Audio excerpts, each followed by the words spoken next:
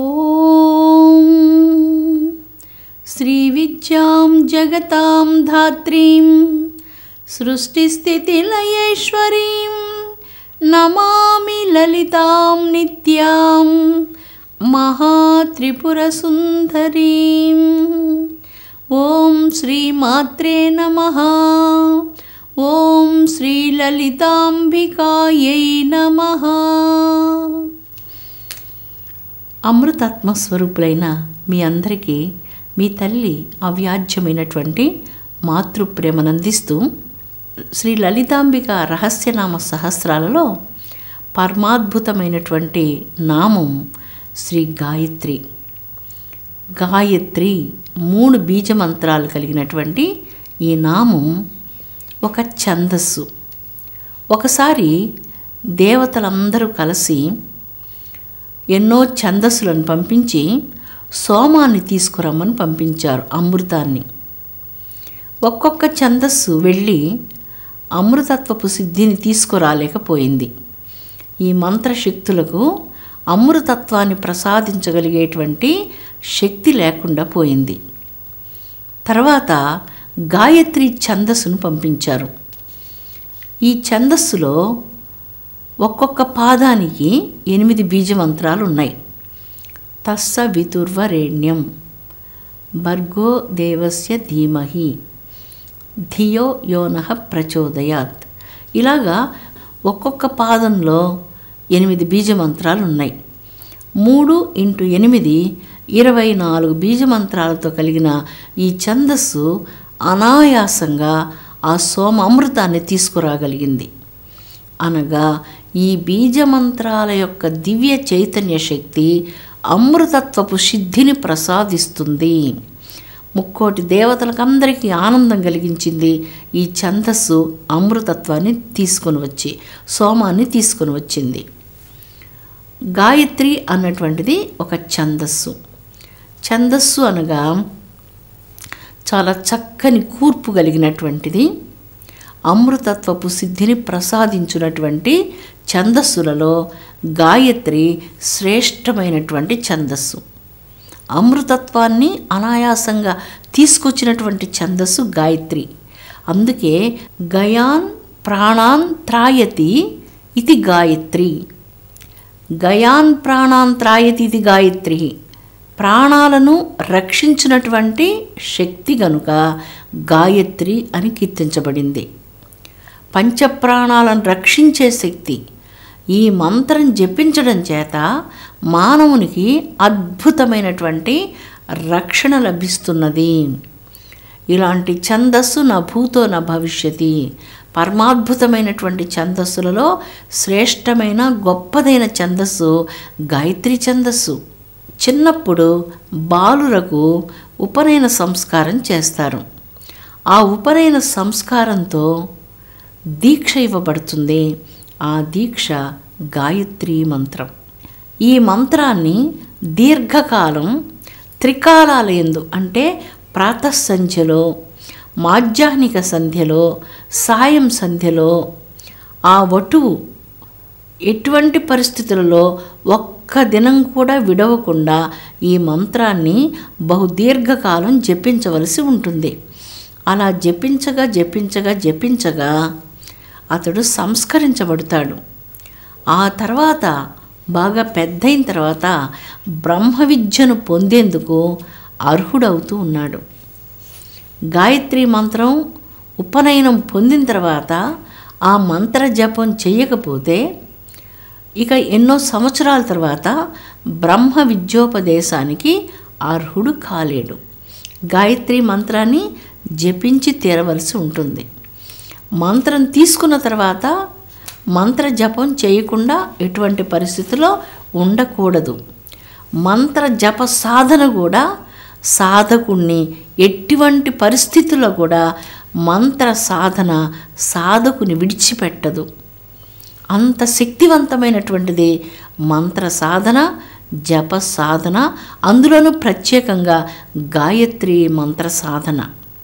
ఏ భక్తులైతే ప్రతినిత్యం ప్రాతఃసంధ్యాకాలంలో ప్రాణాయామాన్ని చేసి పరమ పవిత్రమైనటువంటి గాయత్రిని సహస్ర పర్యంతం అంటే 1000 సార్లు జపం చేస్తారో వారి హృదయ పీఠంలో గాయత్రీదేవి నిత్యం నివసిస్తూ ఉంటుంది.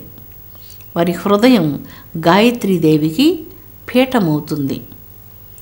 ప్రాణాయామంతో కూడిన గాయత్రి సర్వశ్రేష్టమైనటువంటిది. ప్రాణాయామం చేయకుండా పూజ కానీ, జప సాధనలు కానీ, పారమార్థికమైనటువంటి ఏ కార్యక్రమాలు కానీ చేసేందుకు అర్హత కలగదు. ప్రాణాయామంతో కూడినటువంటి గాయత్రి అపూర్వమైనటువంటి సిద్ధిని ప్రసాదిస్తుంది.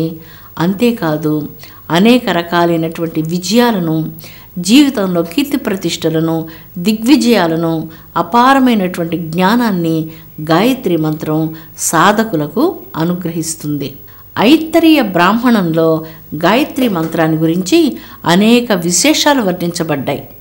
ప్రాణరక్షణ చేసేటువంటి మహత్తర శక్తిగా గాయత్రి మంత్రం ఈ ఐత్తరీయ బ్రాహ్మణంలో వర్ణించబడింది.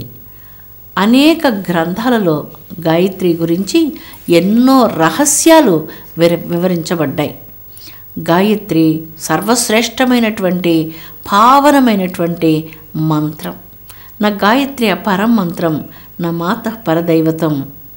గాయత్రి మంత్రానికి మించినటువంటి మంత్రము లేదు, కన్న తల్లికి మించినటువంటి దైవము లేదు.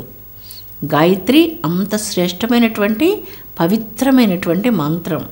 గాయత్రి మంత్రాలలో 2 రకాల మంత్రాలు ఉన్నాయి.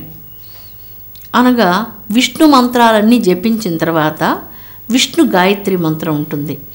గణేశుని మంత్రాలన్నీ జపించిన తర్వాత గణేశునికి గాయత్రి ఉంటుంది. ఇలాగా ప్రతి దైవానికి కూడా ఒక గాయత్రి ఉంటుంది. కానీ గాయత్రిలలో, బ్రహ్మగాయత్రి మంత్రాలలో 2 రకాల గాయత్రి మంత్రాలు ఉన్నాయి. ఒకటి మనమందరం ఇప్పటివరకు చెప్పుకున్నటువంటి గాయత్రి మంత్రం, మీకు అందరికీ తెలిసినటువంటిది గాయత్రి మంత్రం. రెండవ గాయత్రి మంత్రం వేదాలలో చాలా నిగూఢంగా మరొక్క గాయత్రి మంత్రం ఉన్నది. ఈ గాయత్రితో సమానమైనటువంటి శక్తి కలిగినటువంటి మంత్రం, దానినే గుప్త గాయత్రి అంటారు. ఈ గుప్త గాయత్రి మంత్రాన్ని పైకి ఉచ్చరించకూడదు. చాలా శక్తివంతమైనటువంటిది ఈ గాయత్రి మంత్రం. ఒక దట్టంగా ఉన్నటువంటి వృక్ష శాఖలలో మధురమైన కొన్ని ఫలాలు ఆకుల మాటున దాగి ఉంటాయి. ఆ ఫలాలు మంచి సుగంధాన్ని వెదజల్లుతూ ఉంటాయి. మధురంగా, పక్వంగా సిద్ధమై ఉంటాయి. అలాంటి ఫలం వంటిది ఈ మధురాతి మధురమైన 2వ గాయత్రి గుప్త గాయత్రి మంత్రం. దీనినే దేవి యొక్క గాయత్రినని, పంచదశాక్షరి మహామంత్ర రాజ్యమునని పేర్కొంటారు. ఈ మంత్రం చాలా శక్తి సమన్వితమైనది. 3 సార్లు గాయత్రి మంత్రం జపిస్తే ఎంతటి ఫలితం కలుగుతుందో, పంచదశాక్షరి మంత్రాన్ని ఒక్కసారి జపిస్తేనే ఆ ఫలితం లభిస్తుంది. అంటే ఊహించండి, గాయత్రి మంత్రం చతుర్వేదాలను ఒక వంక, త్రాసులో ఒక వంక ఉంచి చతుర్వేదాలను కొలిచినప్పుడు ఎంత బరువు అవుతుందో, గాయత్రి మంత్రాన్ని త్రాసులో ఇటువైపు ఉంచినప్పుడు ఈ ఒక్క గాయత్రి మంత్రం చతుర్వేదాలకు సమానమవుతుంది. ఇప్పుడు 3 సార్లు గాయత్రి మంత్రాన్ని ఒక త్రాసులో వేసినప్పుడు ఇటువైపున ఒక్కసారి పంచదశాక్షరి మహామంత్ర రాజ్యాన్ని ఈ వంక ఉంచినప్పుడు 3 సార్లు గాయత్రి మంత్ర ఫలితం ఒక్క పంచదశాక్షరి మహామంత్రాన్ని జపించినంతనే కలుగుతూ ఉన్నది. 3 సార్లు గాయత్రి మంత్రం జపిస్తే ఏ ఫలితం లభిస్తుందో, దేవి పంచదశాక్షరి మహామంత్రాన్ని ఒక్కసారి జపించినంతనే ఆ ఫలితం లభిస్తుంది. అంత శ్రేష్టమైనటువంటిది ఈ గుప్త గాయత్రి పంచదశాక్షరి మహామంత్రం. ఈ మంత్రం ఎవరంటే వాళ్ళు చేయొచ్చు, అలాగా అంతా చెప్తూ ఉంటారు. అవును, చెయ్యవచ్చు. అందరూ భగవంతుని ఆరాధించవచ్చు.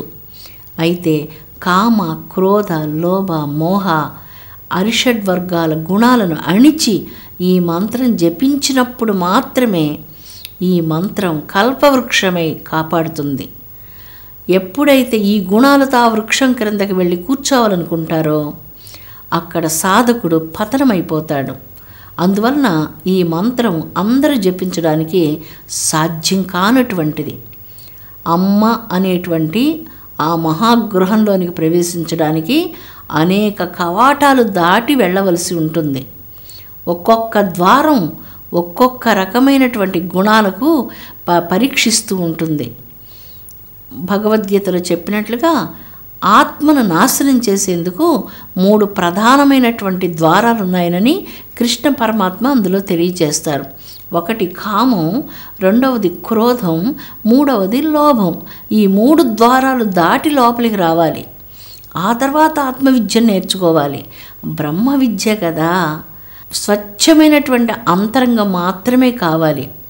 అన్నిటికంటే శ్రేష్టాతి శ్రేష్టమైన గుణ సంపద అంతరంగంలో ఉండాలి. అప్పుడు బ్రహ్మ విద్య ఎవరైనా అభ్యసించేందుకు అందరికీ అర్హత ఉన్నది.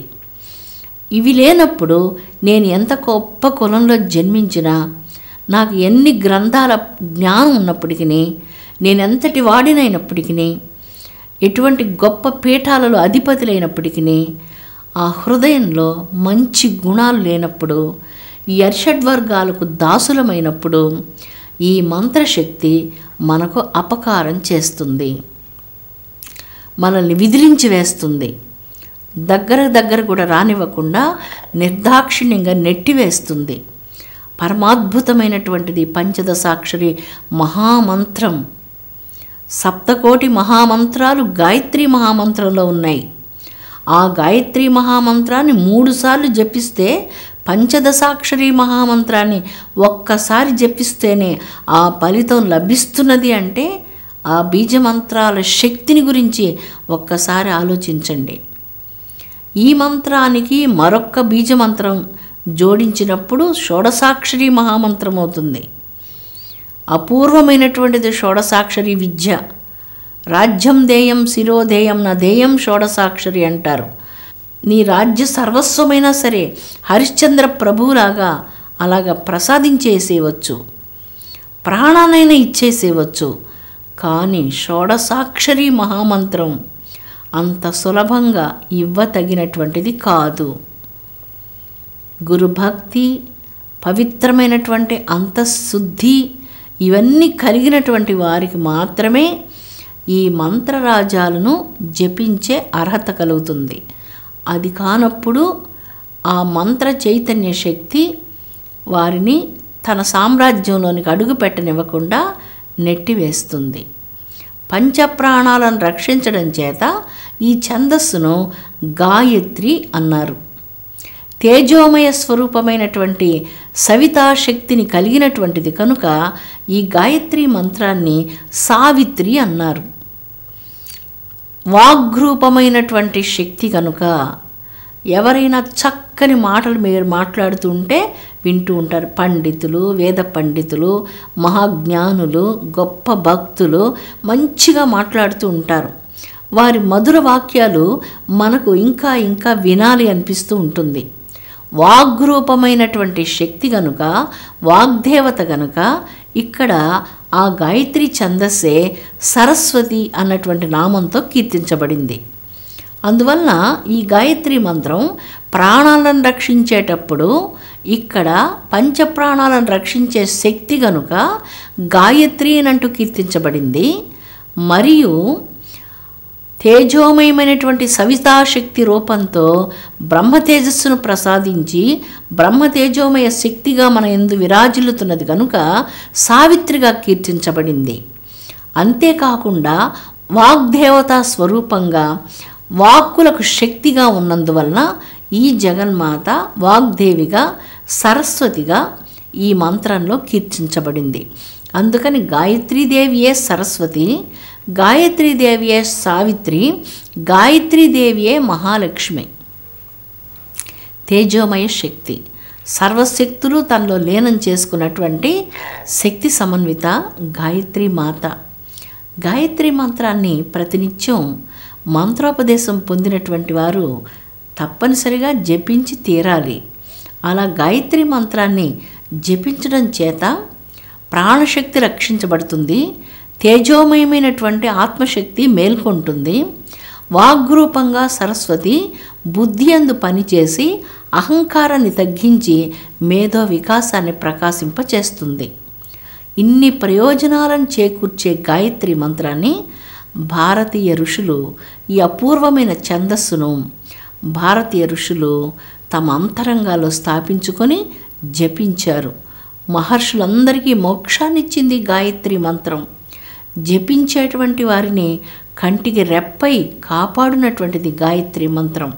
అలాంటి పవిత్రమైనటువంటి గాయత్రి మహాశక్తికి, జగన్మాత అయినటువంటి తల్లికి నమస్కరిస్తూ విశ్వంలో సకల ప్రాణికోట్లందరికీ సమృద్ధమైన శాంతి సౌభాగ్యాలను, తన అనుగ్రహాన్ని ప్రసాదించమని జగదంబ అయినటువంటి కన్నతల్లిని భక్తితో వేడుకుందాం. ఓం శాంతి శాంతి శాంతి.